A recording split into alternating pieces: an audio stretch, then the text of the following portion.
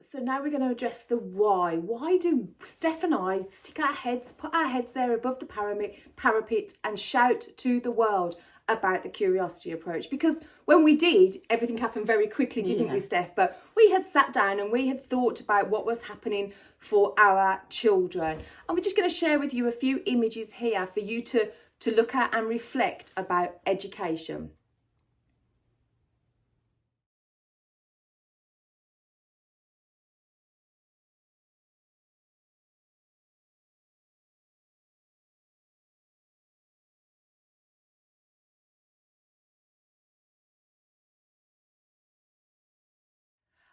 Our education system was created over 200 years ago. Our education system was designed for the Industrial Revolution. Now you will know we are living in a very different world. We are now living in the digital age. And a curriculum that was designed over 200 years ago will not prepare our children fully for life in the 21st century, for life in the digital age, because our children are going to be competing against robots, artificial intelligence. It's already coming at us like... Oh my goodness, there are so many changes happening for children in this modern world. And we're not technology haters.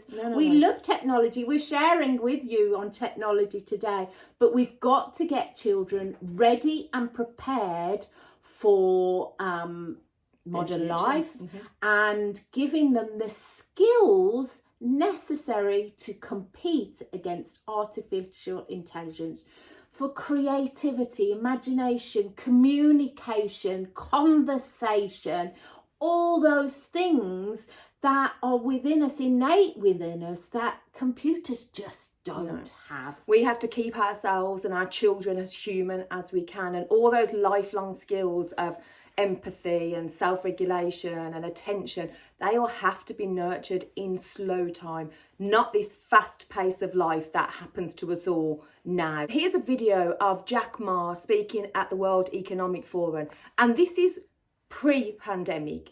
We hadn't even added a pandemic into the equation of what our children will now be facing and what they will be dealing with. Yeah, we're seeing such a difference with children coming into our settings who were born in the pandemic. So let's watch this video. Value, believing, independent thinking, teamwork, care for others. These are the soft part. The knowledge may not teach you that. Folks, that's why I think we should teach our kids on sports, the music, the painting, art. So making sure humans should be different from, everything we teach should be different from machine. If the machine can do better, you have to think about it. Childhoods are changing. The children that come into your settings have changed. If we look at childhoods decades ago, 10 years ago, 20 years ago, or when we were growing up, it's a very different time. Children in this modern world live in a time of nature deficit. They live in a time of play deficit.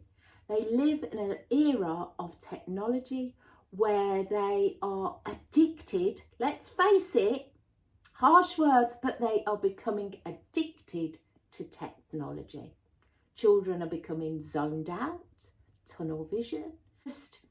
We only have to look at when we go to a restaurant or a cafe and we see children instantaneously in front of a screen.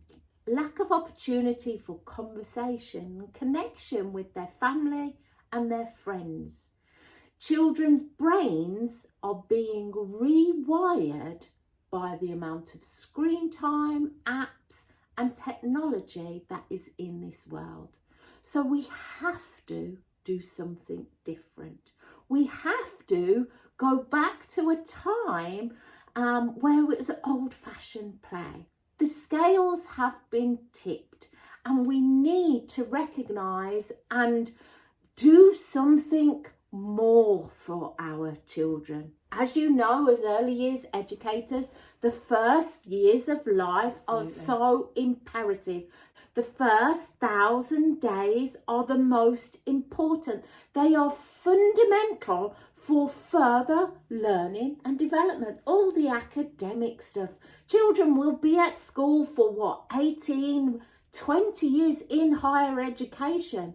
The time that they spend with you in our early years settings are the most important for laying the foundations for all future learning. But sadly, it doesn't get recognised, does it? Because we cannot see the impact of what we've done until years later. But it is important what we do in early years. And we need to slow down. We need to stop hurrying children to reach the next milestone, next step or target, to continually tick off an early years goal or outcome. We've got to recognise that early years, our connections, our relationships, a slower pedagogy of just being with children, playing with children, Connecting. and doing something different.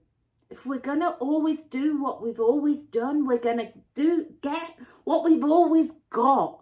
And now's the time to change. And at the curiosity approach, this isn't just about transforming your environment to make it look pretty or cute. No. It's much deeper than that. And we want to share with you an insight into what we do. Yeah, absolutely.